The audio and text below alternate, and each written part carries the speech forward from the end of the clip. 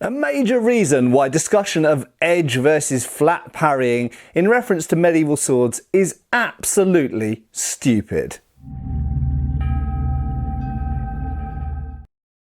Howdy folks, Matt Easton here, Schola Gladiatoria. So what am I talking about? Well, in the early days of HEMA, there was an endless debate on the internet about whether you should defend with the edge of your sword as opposed to the flat. What do I mean by that? So those of you who know what I'm talking about will instantly be thinking of Flatimer Strong. But for those of you who don't know, of which I imagine there's a fair number who don't know that history because it's not something that gets talked about a lot these days.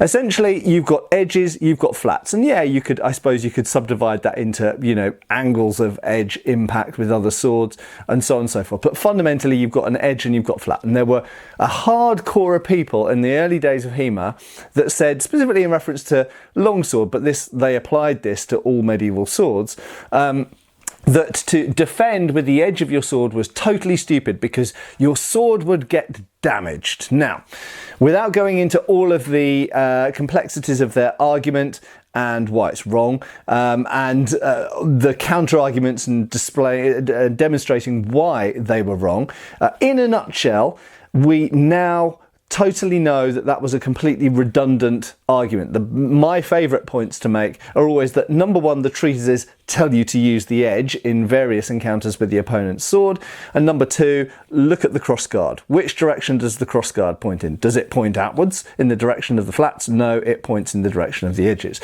And there are other points as well. There's evidence, artistic evidence, there's descriptive accounts, there's damage to actual original swords and all sorts of other stuff. And just simple biomechanics and the fact of, what works and what doesn't work. So the simple fact is, and especially when we get into the 16th century, it's absolutely explicit in the sources, particularly the Bolognese sources, not the ones you put with food, but the treatises from Bologna, that explicitly tell you which edge to use. And there are defensive actions with the back edge and defensive actions with the front edge, okay? And so this is pretty much a done debate. I don't think there's anybody that still argues about this. But recently, I was at the Battle of Tewkesbury, which you'll probably hear me talk quite a lot about in upcoming videos.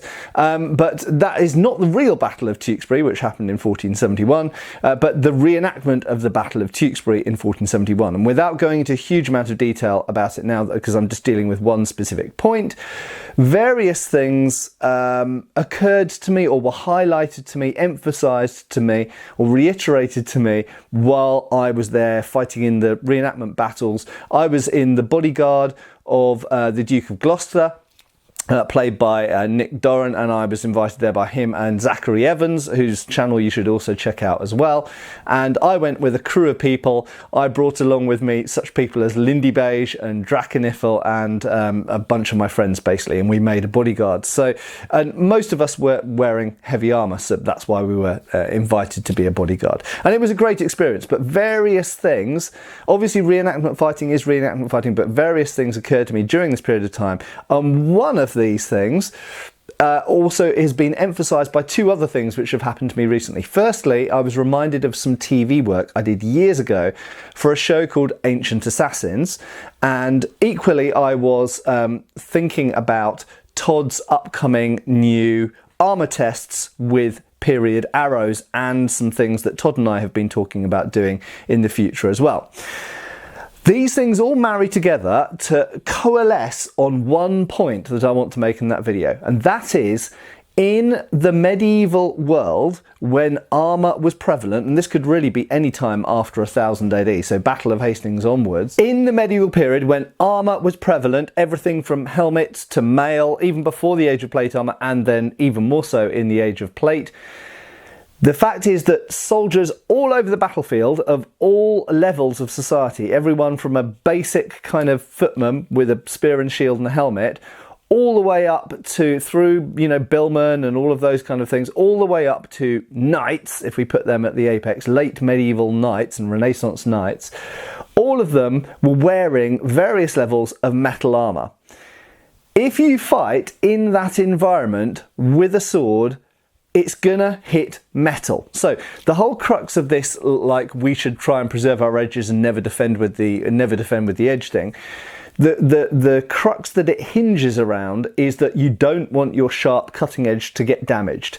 Newsflash, it's going to get damaged, and there's no avoiding it. And you know, reenactment fighting is not designed to hurt people. It's designed to be safe, and it's very often not particularly historically accurate. Although I have to say, it's a lot more historically accurate from what I've seen now than it was 20 years ago when I first dabbled in it. More than that, 25 years ago. God, I'm old. But that being said, the fact is that when you've got that kind of equipment, when you've got people wearing metal armor of all different kinds, when you've got things like bills and shield rims and everything else, you know, and other swords and maces and axes and stuff flying around and encountering each other, they're gonna collide, they're gonna clash, they're gonna get damaged. You just have to accept it. Now, metallurgically, the sword is one of the hardest objects on that battlefield. So generally speaking, this sword will be made of just about the best quality steel that was used for any kind of tools or weapons at that time. And it's hardened to the highest degree. For the most part, armour throughout the Middle Ages was made of iron, or what we'd now call mild steel. When it was made of what we'd now call carbon steel, it wasn't necessarily always hardened, and even when it was hardened, it wasn't usually hardened to the same degree as a sword blade. So, and equally other weapons, things like maces and bills and stuff like that, weren't usually made of as good steel and hardened to the same degree as swords were on average. So, you know, you might be looking at a medieval sword blade that's got a Rockwell hardness of about 40, for example, if things are going well. But even hardened armour might only be 30, 25, something like that. And then iron is way down from that. So although you're going to encounter other metal, the sword blade should still fare okay, because it's harder than most of the other things it will encounter. But the main headline that I want you to take away from this video is that regardless of your training, regardless of how you try and fence or use your weapon, regardless of how you defend yourself, whether you do a nice, elegant, deflective rabat, and knocking off to the side, encountering your edge into their flat, and this kind of perfect thing, which obviously you can't, when people are flinging weapons around in a crazy mayhem melee, you can't necessarily do that, to do exactly what you want to do as you would do in a fencing match. But let's say you do that, regardless, if you go to hit someone, very, very likely you're going to hit a piece of armour. Now, if we take this sword, which is made of modern steel with modern heat treatment, I think it's 5160 because it's an Albion ring neck, and I hit it on my helmet, which is made by Mark Vickers, and this is also carbon steel, and this is also hardened. This is probably about 30 Rockwell. This is probably about 45 to 50 Rockwell. If I hit myself, I'm not going to do it, just to make that clear, but if I hit myself really hard in the head, yes, indeed, the helmet will get more damaged than the sword edge, probably, although the sword edge is thin and this is a bit broad. Depends where it hits and what it hits exactly, but let's say I hit on the top of the kind of ridge there. But the edge will get dulled to some degree, okay? Now, there's another element to this, okay? Different types of swords were in use in this period, dictated very largely by the equipment, by the nature of the warfare that was going on. So you all know that in the age, particularly of plate armour, swords developed to deal with the type of armour that was in use. There were certain types of sword, like this. This is a prototype of one of the Royal Armouries windlass line that are now going into production, incidentally. If you're waiting for an update on that, things are going ahead. So this is a very, very thick, stiff blade. This original sword, which I took all the measurements of from the Royal Armouries example, I'll be seeing it again soon, in a couple of weeks actually. It's about a centimetre thick at the base of the blade, and it only goes down to, if memory serves, about 6.5 millimetres at what we'd call the centre of percussion. It's insanely thick. As a result, it's a fairly heavy sword. It's about 1800 grams, which for a sword of this size is pretty heavy, but it's clearly designed to be used against or by someone in armour against other people in armour. So it's very much a product of its time.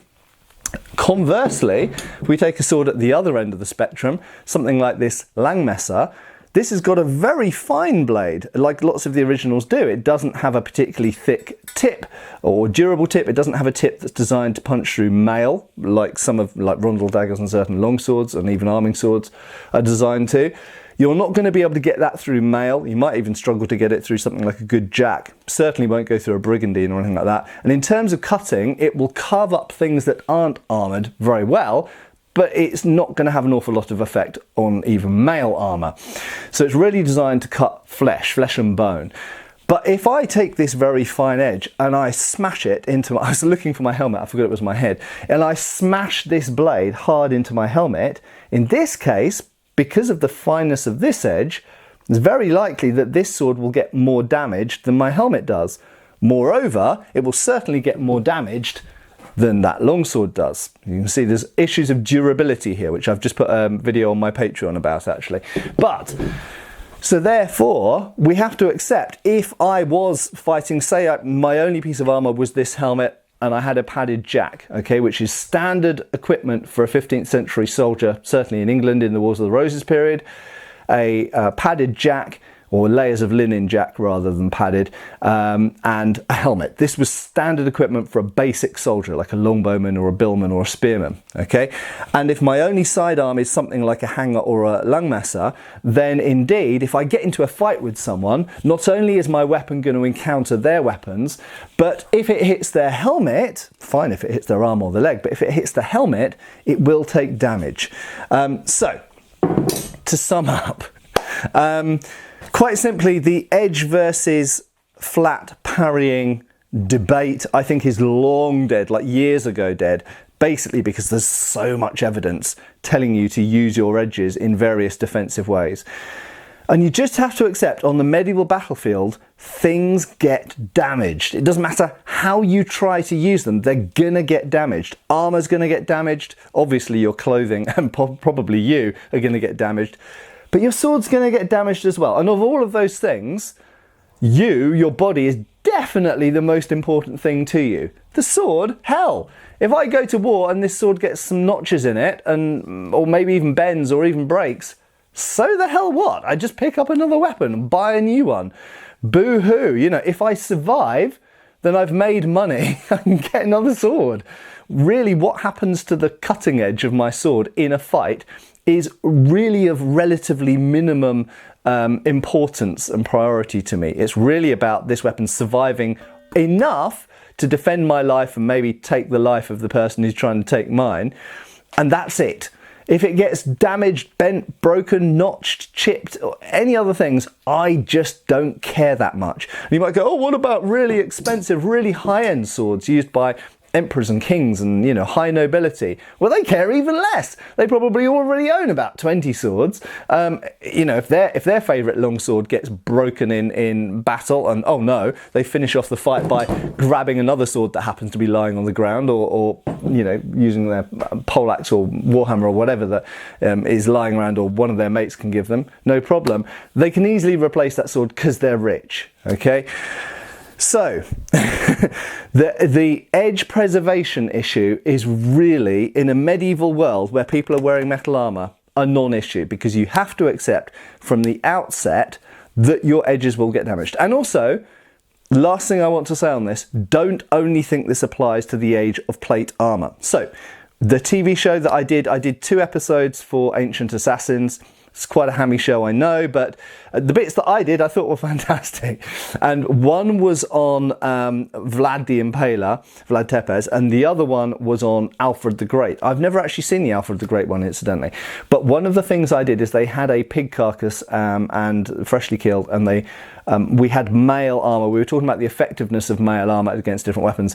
And I sacrificed one of my sharp swords. I've still got it and I have resharpened it. I sacrificed the sharp edge, and this was an edge that I could cut paper with and would cut straight through the pig, no problem. We put riveted mail shirt on it. I hit the mail repeatedly, hard. It did really negligible damage to the mail. It would have done bruising to the body underneath the mail. Obviously there's questions about padding under mail, but we don't really know what they wore under mail in the time of the Viking invasions of A65. So that's a whole another question, perhaps another video in there. But the fact is that the sword edge was damaged, and in fact remained damaged for years. I specifically only used one side of the blade and I kept the other side unadulterated, shall we say. And yeah, the edge was chewed up by the mail. The fact is the mail was much softer metal than the edge of the sword, but the fact is the edge of the sword was very thin and it was hitting across a load of mail. It's metal hitting metal. So in the age of mail, what are you supposed to do? Like trying to argue that pre-plate armor period, where a person is literally covered from head to foot in mail, aka chainmail, and a sort of nasal helm or a great helm or something like this, where are you going to hit them? You can't thrust into any openings. The whole person is covered in mail. So you're going to have to hit mail. So your sword's going to get damaged. Literally every time you hit them, your sword edge is going to get chewed up a bit. And that certainly partially dictates the design of swords in medieval Europe. They are designed in that context. They're not designed in the same context as Chinese Han Dynasty swords or feudal Japanese samurai swords. They are designed for medieval warfare. They are medieval swords to deal with medieval opponents, usually wearing medieval levels of armor. And that dictates what type of edge they have, what type of edge geometry they have, their durability, their whole design and construction.